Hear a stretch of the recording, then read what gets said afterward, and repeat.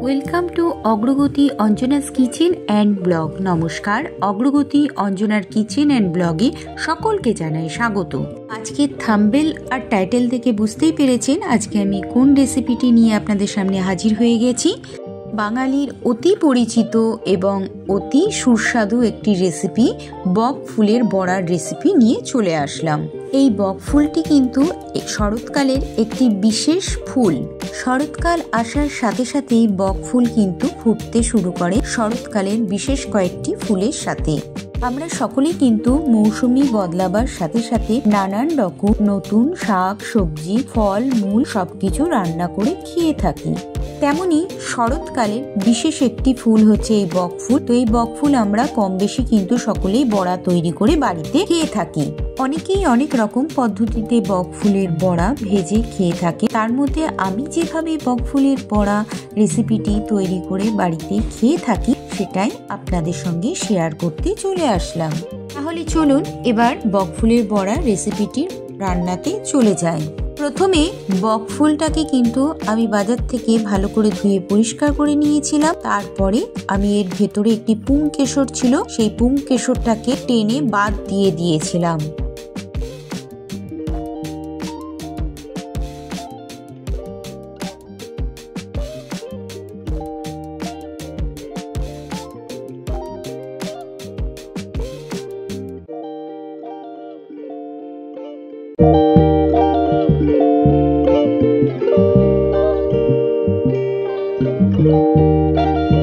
দেখুন আমি ফুলের ভেতর থেকে কিভাবে এই পুংকেশরটিকে টেনে বাদ দিয়ে ফেলে দিচ্ছিলাম এবং ফুলটিকে বড়া করার আগে যখন এই ফুলের ভেতরকার পুংকেশরটিকে আমি টেনে বাদ দিয়ে ফেলে দিচ্ছিলাম সে সময় কিন্তু ভালো করে ফুলের মধ্যেকার অংশটা পরিষ্কার করে নিতে হবে। কারণ এই ফুলের মধ্যে না এই পুংকেশরের রেণুর থেকে না পোকার সৃষ্টি হয়ে থাকে। ফুলের মধু খেতে তো সবাই ভালোবাসে, মানুষ কেন পতঙ্গরাও পছন্দ করে।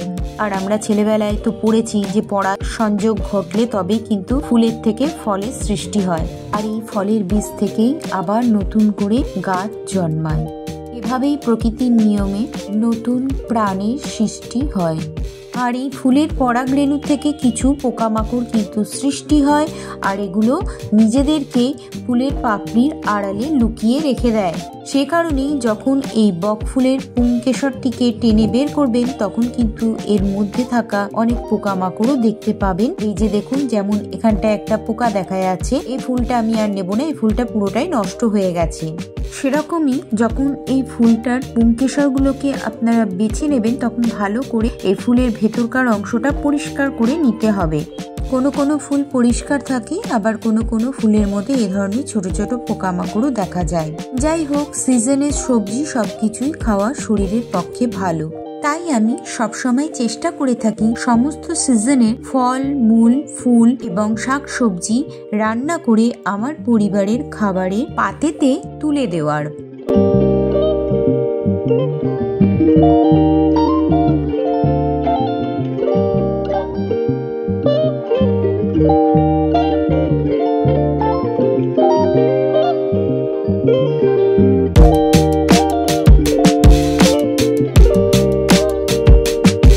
এবার আমি একটা কাচের বোলের মধ্যে 1 মুঠ গোবিন্দভোগের চাল ভালো করে ধুয়ে ভিজাতে দিয়েছিলাম।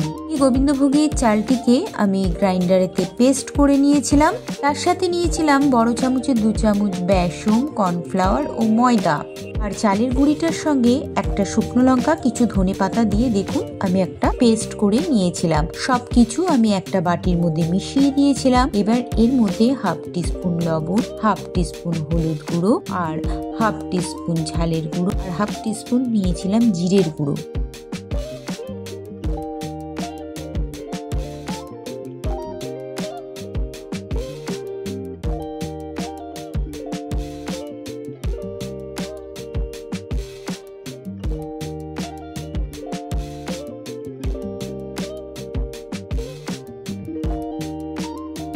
এবার দেখুন সবকিছু মেশানো হয়ে গেলে আমি হাত দিয়ে ভালো করে মিশিয়ে নিয়েছিলাম এবং চাল বাটার বাটিতে সামান্য পরিমাণে একটু জল দিয়ে ভালো করে এই ময়দা, বেসন, কর্নফ্লাওয়ারটাকে চটকে মিশিয়ে নিয়েছিলাম।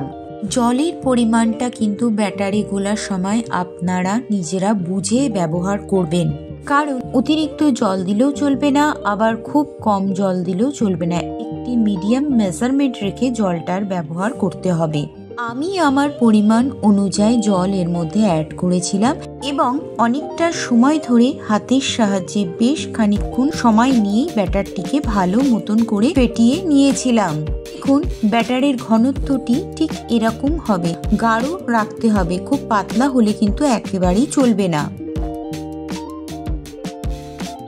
এবার দেখুন, ভাজবার জন্য আমি গ্যাসের ওভেনেতে একটি কড়াই বসিয়ে নিয়েছিলাম, তাতে তেল গরম করতে দিয়েছিলাম। তেল যখন পুরো গরম হয়ে এসেছিল তখন এই বেসমের ব্যাটারের মধ্যে এক এক করে বক ফুলগুলোকে আমি চুবিয়ে নিয়ে তারপর গরম তেলের মধ্যে ছেড়ে দিয়েছিলাম।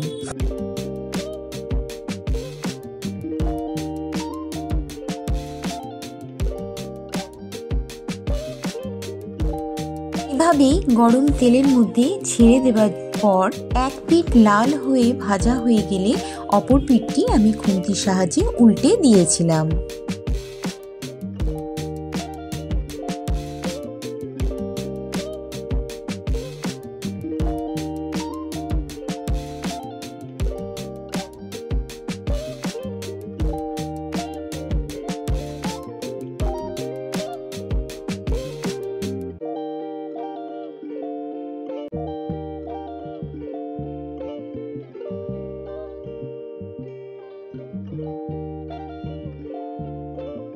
প্রথম ক্ষেপের বকফুলের বড়াগুলো ভাজা করে তুলে নেবার পর আবার দ্বিতীয় ক্ষেপের আমি বকফুলের বড়াগুলোকে তেলের মধ্যে ছেড়ে ভেজে তুলে নিয়েছিলাম। দেখুন, এক পিঠ ভাজা হয়ে যাওয়ার পর অপর পিঠটিকেও আমি খুন্তির সাহায্যে এভাবে উল্টে দিয়েছিলাম।